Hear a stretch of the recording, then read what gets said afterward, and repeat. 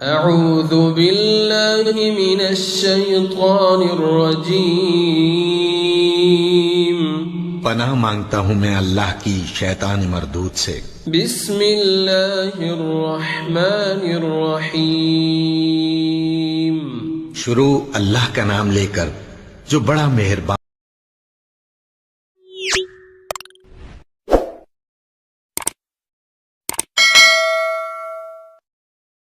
ابھی میں ایک کلپ سن رہا تھا قاری خلیل الرحمان صاحب کا، جو گول ٹی وی پر آتے ہیں۔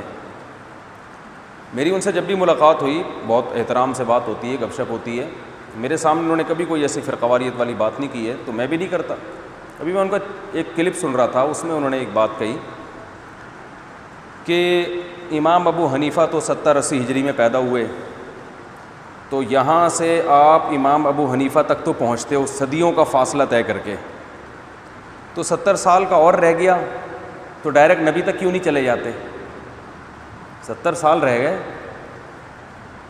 مطلب قابل احترام ہے، میرا مقصد ان پہ طنز کرنا نہیں ہے، مقصد ان کا یہ تھا کہ ہم قرآن و حدیث کو فالو کرتے ہیں اور آپ امام ابو حنیفہ کو۔ تو ابو حنیفہ تک جب آپ اتنا پیچھے جا سکتے ہیں تو تھوڑا سا اور پیچھے چلے جائیں، یعنی وہاں چلے جائیں جہاں ہم گئے ہوئے ہیں، اتنی سی بات ہے۔ اب محترم نے بات کی، کوئی ان کا طنزیہ لہجہ نہیں، لیکن اس بات سے جو اس وقت امت مسلمہ میں اہل سنت میں 50% لوگ جو امام ابو حنیفہ کو فالو کرتے ہیں اور 30% جو امام شافعی کو فالو کرتے ہیں، کیونکہ امام شافعی کا زمانہ تو امام ابو حنیفہ کے بعد ہے نا، وہ اور تھوڑا، اور 17% جو لوگ جو امام مالک کو فالو کرتے ہیں اور 2% جو امام احمد ابن حنبل کو فالو کرتے ہیں، یعنی یہ 99% مسلمانوں کو اس تقریر میں بے وقوف قرار دیا جا رہا ہے کہ نہیں قرار دیا جا رہا؟ نہیں آ رہی بات میرا خیال ہے۔ یعنی محترم کا کہنے کا مقصد یہ ہے کہ یہ جو چاروں اماموں کے فالوورز ہیں، ان میں اتنا شعور بھی نہیں ہے کہ یہ آج سے 1100 سال پہلے کسی شخصیت کو تو فالو کرنے کے لیے تیار ہیں، 50-60 سال مزید تھوڑا آگے جا کے ڈائریکٹ نبی کو فالو کر لیں، اس کے لیے یہ تیار نہیں ہے۔ تو یہ 99% امت کا احمق اور بے وقوف ہونا ثابت ہو رہا ہے کہ نہیں ہو رہا؟ کہ جناب قاری صاحب کو تو اللہ نے اتنا شعور عطا فرمایا اور 99% امت میں اتنی عقل بولو بھائی نہیں ہے۔ تو میں نے اس پہ کمنٹس کیے تھے کہ قاری صاحب آپ بہت قابل احترام ہیں، آپ کسی وقت یہ بات میرے سامنے کہیے، میں آپ کو اس کا جواب دوں گا، اور دونوں لائیو ویڈیو ریکارڈ کرا کے اس کو نیٹ پہ ڈال دیں گے، پبلک کو سمجھ میں آ جائے گا کہ آپ جو دعویٰ کر رہے ہیں، یہ دعویٰ میں اس میں کہیں لفاظی تو نہیں ہے، گڑبڑ تو نہیں ہے، کہیں ایسا تو نہیں آپ لوگوں کو کنفیوز کر رہے ہیں، اور میں بھی اس کا جواب دوں گا اس اشکال کا۔ دونوں چیزیں سامنے آ جائیں گی، پھر عوام دلیل کی روشنی میں فیصلہ کرے گی کہ 99% امت صحیح ہے یا آپ صحیح ہیں۔ مگر افسوس اس پر ہوا کہ وہ کمنٹ میرے ڈیلیٹ کر دیے، ٹھیک ہے نا۔ تو بات یہ ہے کہ جو ابو حنیفہ تک پہنچ رہا ہے نا، وہ در حقیقت نبی تک ہی پہنچ رہا ہے، اس لیے کہ امام ابو حنیفہ محمد صلی اللہ علیہ وسلم کے علاوہ کسی اور کو فالو نہیں کرتے تھے۔ ڈائریکٹ نبی سے سیکھنا تو اس زمانے میں ممکن ہی نہیں ہے، ناممکن ہے۔ بات یہ ہے کہ ایک وہ مفتی ہے جو 15ویں صدی میں قرآن و حدیث کی تشریح آپ کو بیان کر رہا ہے، ایک وہ مفتی ہے جو 70 ہجری یا 80 ہجری میں پیدا ہوا اور آدھی سے زیادہ امت نے اس کو فالو کیا۔ تو نبی کی بات کو سمجھنے کے لیے اس صدی کے مفتی کو فالو کرنا زیادہ بہتر ہے یا اس مفتی کو فالو کرنا زیادہ بہتر ہے جس نے تابعین کا دور دیکھا ہے؟ اس طرح سے مقابلہ کرانا چاہیے تھا، ٹھیک ہے۔ 99% امت کہتی ہے کہ قرآن و حدیث کی تشریح کے لیے، سمجھنے کے لیے اس دور کے مفتی کو فالو کرنے کے بجائے ان لوگوں کو فالو کیا جائے جن کو 99.99% امت نے فالو کیا ہے، اپنا امام مانا ہے۔ تو آپ امام ابو حنیفہ کا مقابلہ پیغمبر سے نہ کرائیں، آپ ابو حنیفہ کا مقابلہ اپنے آپ سے کرائیں کہ مجھے فالو کرنا زیادہ بہتر ہے ابو حنیفہ کو۔ آپ امام ابو حنیفہ کو نبی کے مقابلے میں لا کے یہ شو کر رہے ہیں کہ وہ کچھ اور بات پہ فتویٰ دیا کرتے تھے، وہ قرآن و حدیث نہیں، وہ ان کی اپنی آرا ہوتی تھی، اور آپ جو بات کر رہے ہیں وہ قرآن و حدیث کی روشنی میں ہوتی ہے۔ نہیں آ رہی سمجھ میں؟ جب یہ کہتے ہیں نا حدیث کو لینا یا ابو حنیفہ کی بات کو لینا ہے، تو ظاہر انسان کہتا ہے یار میں امام حنیفہ کو کیوں لوں, میں تو حدیث کو لوں گا. مقابلہ یوں کرانا چاہیے کہ حدیث کی ایک تشریح میری ہے, ایک کس کی ہے, ابو حنیفہ کی, ان دونوں میں کس تشریح کو لوگے؟ پھر لوگ کہیں گے آپ کو کیوں لیں, آپ کی تشریح کیوں مانیں, امام حنیفہ کی مانیں گے نا. یہ عجیب جرت ہے یار, اپنے قول کو عین حدیث قرار دینا اور ابو حنیفہ کے قول کو ان کا اپنا ذاتی قول قرار دینا. یہ لفاظی ہو رہی ہے مارکیٹ میں, آ رہی ہے سمجھ میں کہ نہیں آ رہی ہے؟ میں فروعی مسائل میں تشدد کا قائل نہیں ہوں, لیکن ہمارے ہاں ایک فریق مسلسل اپنی دلیل کو دلیل مانتا ہے اور پھر اپنی دلیل کو کہتا ہے کہ دیکھو یہ نبی کا قول ہے اور یہ ابو حنیفہ کا قول ہے. تو ابو حنیفہ نبی سے 70-80 سال کے بعد آئے, تو ابو حنیفہ تک پہنچ سکتے ہو, اس سے 70 سال پہلے ڈائریکٹ نبی تک کیوں نہیں پہنچ جاتے؟ تو یہ لفاظی ہو رہی ہے. ہونا یوں چاہیے کہ وہ یوں کہے کہ قرآن و حدیث کے یہ دلائل ہیں جس کے بارے میں, جن دلائل کو سامنے رکھ کر میری ذاتی رائے یہ ہے کہ سورہ فاتحہ پڑھنی چاہیے امام کے پیچھے, اور ابو حنیفہ کے یہ دلائل ہیں, اور ان دلائل کو سامنے رکھ کر ابو حنیفہ کی رائے یہ ہے کہ فاتحہ نہیں پڑھنی چاہیے.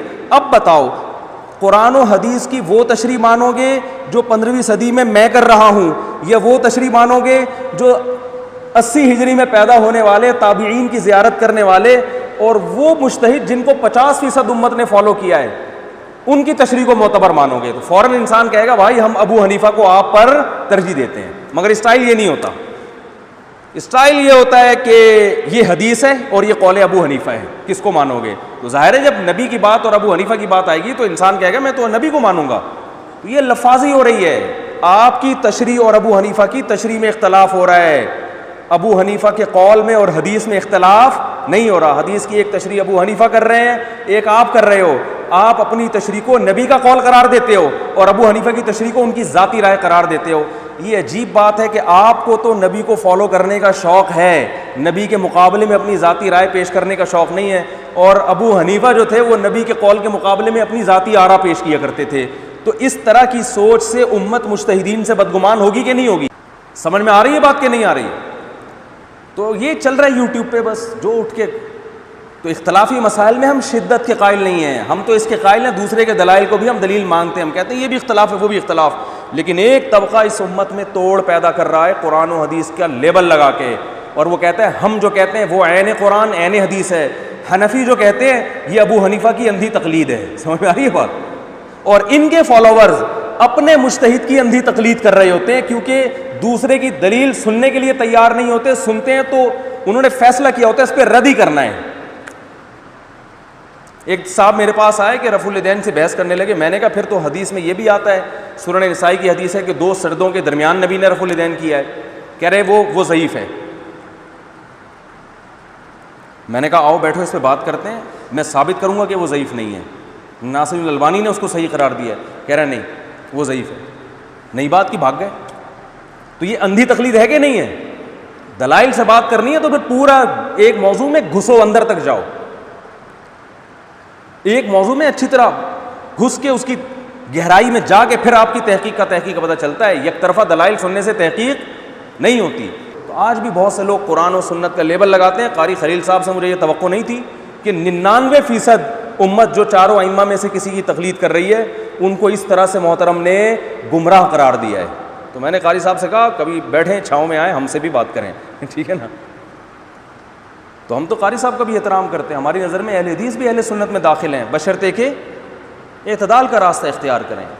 ہم تو تقلید کے اپنی جو ہماری رائے ہے نا کسی ایک مجتہد کو فالو کرنا چاہیے اس پہ بھی ہم اڑے ہوئے نہیں ہیں. ہماری رائے کرنا چاہیے, کوئی نہیں کرتا ہم اس پہ بھی کوئی فاسق فاجر ہونے کا ٹھپا تھوڑی لگاتے ہیں. ہم تو اتنے براڈ مائنڈیڈ ہیں, اور آپ مینورٹی میں 1% بھی نہیں ہیں, آپ 1% بھی نہیں ہیں. اور وہ یہ بھی کہتے ہیں کہ اہل حدیث تو امام احمد بن حنبل بھی تھے. ایک اہل حدیث عالم نے میرے خلاف باقاعدہ کلپ ریکارڈ کروایا کہ اہل حدیث کا جو مسلک ہے وہ تو بہت پرانا ہے, امام احمد بن حنبل اہل حدیث ہے اور پتہ نہیں صدیوں. تو یہ وہی دلیل ہے جو جماعت المسلمین والے دیتے ہیں. بھائی جماعت المسلمین کا لفظ تو ہمیں حدیث میں ملتا ہے, جو موجودہ جماعت المسلمین کا فرقہ ہے وہ تو اب پیدا ہوا ہے. تو اہل حدیث کا جو لفظ ہے وہ محدثین کے لیے استعمال ہوتا تھا. اس کی سب سے بڑی دلیل یہ ہے کہ امام احمد بن حنبل کو اہل حدیث کہا جاتا ہے, ان کے فالوورز کو حنبلی کہا جاتا ہے. حالانکہ جو اہل حدیث کو فالو کرے وہ تو اہل حدیث کہلانا چاہیے نا اس کو. پتہ یہ چلا کہ امام احمد بن حنبل کو وہ والے اہل حدیث نہیں تھے جو ایک باقاعدہ مسلک ہے، ٹھیک ہے نا، وہ حدیث کے ظاہر کو زیادہ فالو کیا کرتے تھے. فقہاء میں دو طرح کے فقہاء تھے، ایک وہ جو حدیث کے ظاہر کو لیتے ہیں، ایک وہ جو حدیث میں بہت زیادہ غور و فکر کر کے جو ہے نا وہ بہت ساری حدیثیں سامنے رکھ کر ایک رائے قائم کرتے ہیں، حدیث کے ظاہر کو نہیں لیتے. تو جن محدثین کا رجحان حدیث کے ظاہر کی طرف تھا ان کو اہل حدیث کہا جاتا تھا. تو ان کے فالوورز کو اہل حدیث نہیں کہا جاتا، کیونکہ یہ کوئی فرقہ تھوڑی تھا، کوئی مسلک تھوڑی تھا. یہ جو آج اہل حدیث فرقہ ہے یا مسلک ہے، یہ تو ہندوستان میں انگریز کے آنے کے بعد وجود میں آیا ہے. سمجھ میں آ رہی ہے بات؟ تو اب اپنا نام آپ نے اہل حدیث رکھ لیا اور آپ نے پرانی کتابوں سے دکھایا کہ اہل حدیث بہت پرانے ہیں، تو یہ مغالطہ ہے. صحیح ہے نا؟ ایسے تو جماعت المسلمین پھر سب سے پرانی تنظیم ہے، کیونکہ جماعت المسلمین کا تذکرہ تو صحیح بخاری میں ہے. ہم کہتے ہیں وہ جماعت المسلمین ہم لوگ ہی ہیں جو صدیوں سے چلے آ رہے ہیں. تو ایسے ہی ہم ہی اہل حدیث ہیں جو امام احمد بن حنبل کو بھی مانتے ہیں، امام شافعی کو بھی مانتے ہیں. امام شافعی بھی اہل حدیث تھے، ان کے فالوور شافعی کہلاتے ہیں، اہل حدیث نہیں کہلاتے. وجہ کیا ہے کہ یہ ٹرم جو ہے نا اہل حدیث کی، یہ بعد میں ایجاد ہوئی ہے. تو آپ کو یہ ثابت کرنا پڑے گا کہ آپ امام احمد بن حنبل کو فالو کرنے والے ہیں یا ان کے اصول کو فالو کرنے والے ہیں، تو پھر آپ یہ کہہ سکتے ہیں کہ میں پھر حنبلی ہوں. اور امام احمد بن حنبل اہل حدیث تھے. اگر آپ کی طرح کے اہل حدیث تھے تو امام احمد بن حنبل 20 رکعت تراویح کے قائل تھے، 8 کے قائل بولو بھائی نہیں تھے. امام احمد بن حنبل 3 طلاقوں کو 3 سمجھتے تھے، آج اہل حدیث 3 طلاقوں کو 1 سمجھتے ہیں. امام احمد بن حنبل عورت کی سمٹ کے نماز پڑھنے کے قائل تھے، آپ عورت کے مردوں کی طرح نماز پڑھنے کے بولو بھائی قائل ہیں. امام احمد بن حنبل سے جو مضبوط روایت ہے وہ یہ ہے کہ ان کے ہاں موضوع پر مسح کی کچھ شرائط ہیں، آپ کے ہاں وہ شرائط بولو نا بھائی نہیں ہیں. اور بہت ساری چیزیں ہیں. اور اگر آپ کہتے ہو ہم امام احمد بن حنبل اہل حدیث اس لیے تھے کہ وہ قرآن و حدیث کو فالو کرتے تھے، تو امام ابو حنیفہ کیا تورات اور انجیل کو فالو کرتے تھے؟ تو یہ لفاظی میں پھر بتا دوں، میرا مقصد اہل حدیث کی مخالفت نہیں ہے. میرا مقصد ہے کہ آپ سیدھا سیدھا بتائیں بھائی ہم کسی مجتہد کو فالو نہیں کرتے، ہماری جو سمجھ میں آتا ہے ہم اس پہ عمل کرتے ہیں. یہ بات ٹھیک ہے، یہاں تک ٹھیک ہے.